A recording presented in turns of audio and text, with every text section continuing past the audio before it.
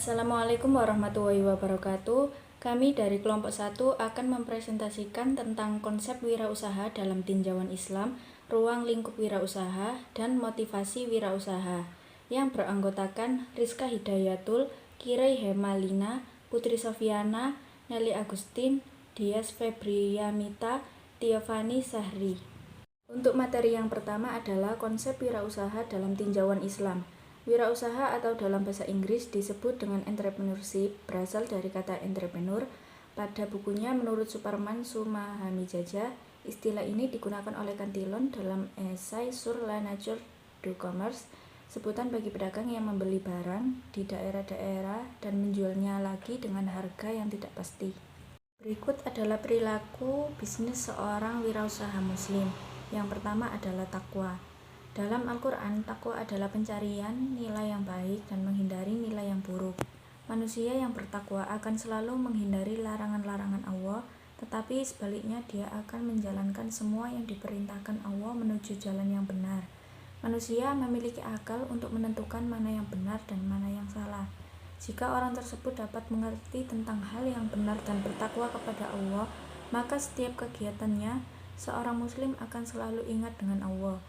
Mengingat Allah adalah suatu hal prioritas yang telah ditentukan oleh Sang Maha Pencipta. Yang kedua adalah amanah. Amanah adalah menyampaikan dan memberikan hak atau suatu hal kepada pemiliknya, tidak mengambil sesuatu melebihinya dan tidak mengurangi hak orang lain, baik berupa harga maupun jasa. Amanah adalah perilaku yang harus ada dimiliki oleh wirausaha muslim dalam berbisnis. Jika seorang wirausaha muslim tidak menjalankan amanah, berarti dia tidak beriman dan tidak akan memberikan rasa aman baik untuk dirinya sendiri dan sesama masyarakat di sekitar lingkungan sosialnya. Yang ketiga adalah rendah hati. Wirausahawan muslim hendaknya memiliki perilaku yang sederhana, rendah hati, lemah lembut, dan santun atau disebut juga aksid. Aksid dapat dikatakan dengan menolong seseorang dengan bantuan non-materi atau merasa simpatik, dengan bersikap dermawan kepada orang miskin atau bersikap ramah kepada orang lain. Berperilaku baik dengan menerapkan perilaku yang sopan dan santun akan membuat konsumen nyaman dan senang. Perilaku yang baik juga dapat tercermin dari akhlak orang tersebut. Selain itu, wirausahawan muslim juga harus bersikap khidmah, yakni melayani dengan baik. Pembeli akan merasa senang jika dilayani dengan ramah dan baik. Yang terakhir adalah bekerja sebagai ibadah. Dengan kemampuannya, manusia dapat menggunakan keempat daya tersebut untuk memenuhi kebutuhan hidupnya dengan bekerja. Ibadah sendiri harus dilakukan seseorang untuk melakukan hal yang diperintahkan dan dilarang oleh Allah. Bekerja sebagai ibadah dilakukan untuk memenuhi kebutuhan dengan cara yang baik, dan sesuai dengan tuntunan syariat yang ada. Sebab semua yang kita lakukan di dunia akan dimintai pertanggungjawaban di hari akhir nanti. Dalam bekerja sebagai ibadah, seseorang juga harus memiliki etos kerja tinggi dengan menjunjung akhlakul karimah pada setiap pekerjaannya. Jadi, dalam berbisnis, seseorang harus menanamkan sifat jujur, karena jujur adalah akhlak yang paling utama untuk memperbaiki kinerja bisnis. Selanjutnya akan disampaikan oleh teman saya. Baik, selanjutnya saya akan menjelaskan tentang tujuan bisnis dalam syariat Islam. Yang pertama yaitu profit. Profit berupa materi dan benefit berupa non-materi. Profit berupa materi diperoleh dengan melakukan bisnis dengan cara yang halal, dengan tidak menghalalkan segala cara. Tujuan profit berupa non-profit yang dimaksud adalah qimah insaniyah. Setelah itu, qimah khuluqiyah dan qimah ruhiyah. Qimah insaniyah adalah manfaat dari seorang pengelola bisnis kepada orang lain dalam bentuk sedekah. Sedangkan qimah insaniyah lebih kepada memberikan manfaat kemanusiaan bagi orang di sekitarnya. Qimah khuluqiyah yang dimaksud adalah setiap perbuatan atau perilaku seseorang wirausaha muslim haruslah memiliki akhlak yang baik. Qimah ruhiyah mempunyai pengertian jika seseorang harus selalu melibatkan Allah Subhanahu wa Ta'ala dalam setiap kegiatannya untuk mendekatkan diri kepada Allah Subhanahu wa Ta'ala. Yang kedua yaitu pertumbuhan. Setelah target berupa materi dan non-materi sudah didapatkan, sebuah usaha harus dijaga agar tetap tumbuh dan mengalami kenaikan terus. Pertumbuhan yang berjalan harus sesuai dengan syariat agama Islam yang sudah ada. Untuk menjaga agar bisnis tumbuh dari tahun ke tahun, maka pelaku bisnis harus meningkatkan kualitas produksi dan pelayanan agar konsumen tetap senang membeli dan memakai jasa yang disediakan oleh produsen. Yang selanjutnya yaitu keberlangsungan. Setiap usaha diharapkan selalu mengalami pertumbuhan. Pertumbuhan ini haruslah dijaga keberlangsungannya agar usaha yang dilakukan dapat berlangsung dalam kurun waktu yang lama di dunia dan di akhirat. Yang keempat ada ridha Allah Subhanahu wa Ta'ala.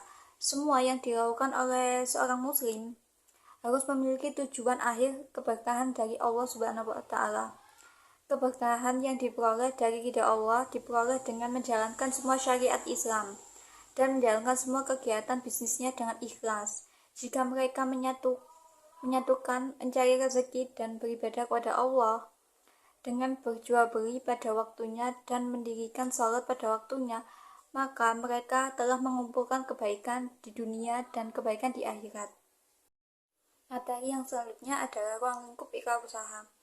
Ruang lingkup kewirausahaan yaitu disiplin ilmu yang mempelajari tentang nilai, kemampuan dari perilaku-perilaku seseorang dalam menghadapi tantangan-tantangan hidup untuk memperoleh peluang dengan berbagai risiko yang mungkin dihadapinya. Ruang lingkup kewirausahaan menurut para ahli. Yang pertama, menurut Dr. Basrowi, dan yang kedua, menurut Suryana. Yang pertama, menurut Dr. Basrowi, ruang lingkup kewirausahaan sangat luas dan meliputi semua bidang kehidupan. Antara lain, 1. Bidang agraris. Bidang agraris meliputi pertanian dan perkebunan serta kehutanan. Yang kedua, bidang perikanan, meliputi pemeliharaan, penetasan, makan, pengangkutan ikan, dan lain-lain. Yang ketiga, bidang peternakan. Yang keempat, bidang perindustrian dan kerajinan, yang meliputi industri besar, industri menengah, industri kecil, dan industri pengrajin, yang mengolah hasil pertanian, perkebunan, perikanan, peternakan, serta kehutanan. Yang kelima, bidang pertambangan dan energi. Selanjutnya yang keenam, bidang perdagangan, meliputi seluruh aspek dalam jual beli yang ada di dalam perdagangan. Yang ketujuh, bidang jasa, antara lain sebagai pedagang, perantara, pembeli kredit atau perbankan, angkutan, hotel, dan restoran, travel perjalanan, pengusaha asuransi, pergudangan, koperasi, dan lain-lain. Assalamualaikum warahmatullahi wabarakatuh. Perkenalkan, nama saya Tiofani Sahri Mubarak dengan NIM 2415310. Berikut saya akan melanjutkan pembahasan mengenai ruang lingkup menurut Suryana. Yang pertama, lapangan agraris. 2. Lapangan perikanan. 3. Lapangan peternakan. 4. Lapangan perindustrian dan kerajinan. 5. Lapangan pertambangan dan energi. 6. Lapangan perdagangan. Yang terakhir atau 7. Lapangan pemberi jasa. Selanjutnya ada motivasi wirausaha. Istilah motivasi berasal dari kata Latin yaitu movere, yang artinya bergerak atau berpindah.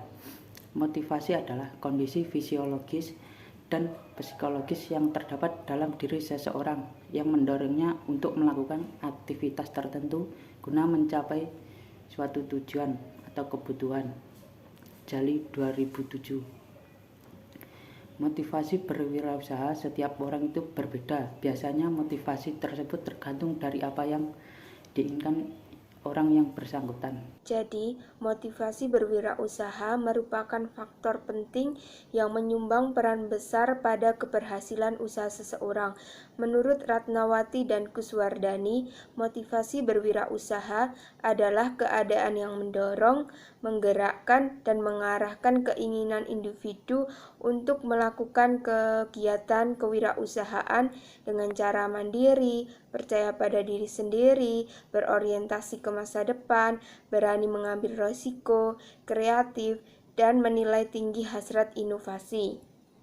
Ada 3 indikator motivasi menurut Rusdiana. Yang pertama, motivasi material, yang kedua, motivasi rasional intelektual, dan yang ketiga, motivasi emosional sosial. Yang pertama, motivasi material, mencari nafkah untuk memperoleh pendapatan atau kekayaan. Yang kedua, motivasi rasional intelektual, yaitu mengenali peluang dan potensial pasar, menggagas produk atau jasa untuk meresponnya. Dan yang terakhir, motivasi emosional sosial, yaitu menjalin hubungan dengan atau melayani kebutuhan sesama manusia. 3 dimensi motivasi berwirausaha. Yang pertama, ambition for freedom atau ambisi kemandirian. 1. Aktivitas lebih bebas. 2. Memiliki usaha sendiri. 3. Menjadi lebih dihormati. 3. Terdepan dalam menetapkan ide baru. Dan yang terakhir, mengembangkan hobi dalam bisnis. Yang kedua, self-realization atau realisasi diri. Yang pertama, memperoleh posisi yang lebih baik di masyarakat. Yang kedua, merasakan tantangan. Yang ketiga, memotivasi dan memimpin orang lain. Yang keempat, melanjutkan tradisi keluarga. Dan yang kelima, mengimplementasikan ide atau berinovasi. Dan yang ketiga, pushing factor atau faktor pendorong. Yang pertama, memperoleh pendapatan yang lebih baik. Dan yang kedua, tidak puas dengan pekerjaan. Faktor-faktor motivasi berwirausaha menurut Susanto 2019 berikut adalah faktor yang memotivasi berwirausaha. Yang pertama, faktor lingkungan. Faktor lingkungan mempunyai peran yang signifikan dalam pembentukan jiwa kewirausahaan. Menurut Suryana 2003, faktor pemicu yang berasal dari lingkungan sosial, salah satunya dari orang tua. Yang kedua, faktor sosiologis. Kondisi sosial juga turut memberikan andil dalam meningkatnya aktivitas kewirausahaan dalam kelompok-kelompok tertentu seperti kaum wanita, minoritas, serta akademisi. Faktor yang ketiga, faktor ketersediaan sumber daya. Ketersediaan modal adalah hal yang sangat penting. Faktor yang keempat, faktor personal. Seorang wirausahawan memiliki locus of control internal yang lebih tinggi ketimbang seorang non-wirausaha, yang berarti bahwa mereka memiliki keinginan yang lebih kuat untuk menentukan nasib sendiri.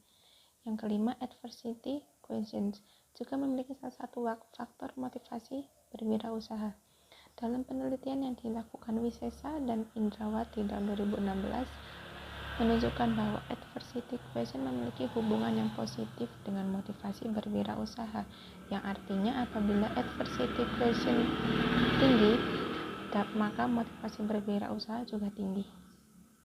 Motivasi untuk meraih kunci sukses berbisnis dan membangun usaha. Kunci sukses seorang wirausaha pemula maupun pengusaha muda di dalam dunia bisnis tidak terlepas dari inspirasi serta motivasi yang menjadikan mereka untuk terus melangkah tanpa henti. Namun, tidak jarang orang yang tengah berusaha hampir mencapai keberhasilan merasa lelah dan putus asa, sehingga usaha yang dirintisnya dalam waktu lama mengalami kerugian dan gulung tikar. Beberapa tips agar Anda meraih kunci sukses bisnis yaitu: pertama, memulai dari hal yang disukai. Kedua, tetapkan tujuan jauh ke depan. 3. Bijaksana mengatur keuangan. 4. Manajemen waktu yang baik. 5.